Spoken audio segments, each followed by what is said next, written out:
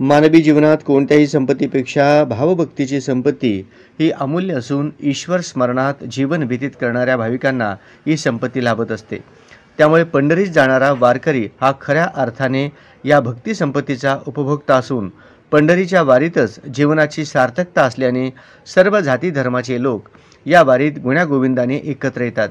त्यामुळे पंढरीची वारी म्हणजे राष्ट्रीय एकात्मतेचे प्रतीक असल्याचे प्रतिपादन येथील श्री वटवृक्ष स्वामी महाराज देवस्थान समितीचे चेअरमन महेश इंगळे यांचे सुपुत्र प्रथमेश इंगळे यांनी केले।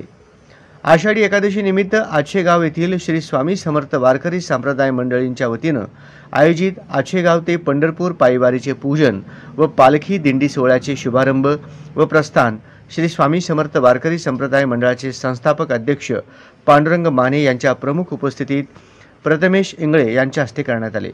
यावेळी प्रथमेश इंगळे बोलत होते।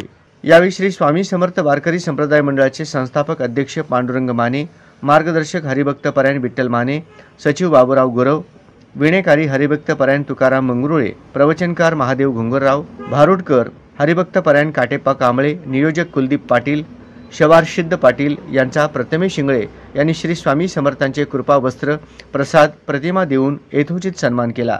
यावेळी रेवणसिद्ध माने, आमसिद्ध कांबळे, गोरीबी शेख, हिराबाई माशाले, कमलाबाई गुरव, फातिमा फारूक, दर्शन गाडगे, बसवराज आलमद, संतोष जमगे, आदित्य गवंडी आदींसह हजारो भाविक उपस्थित होते।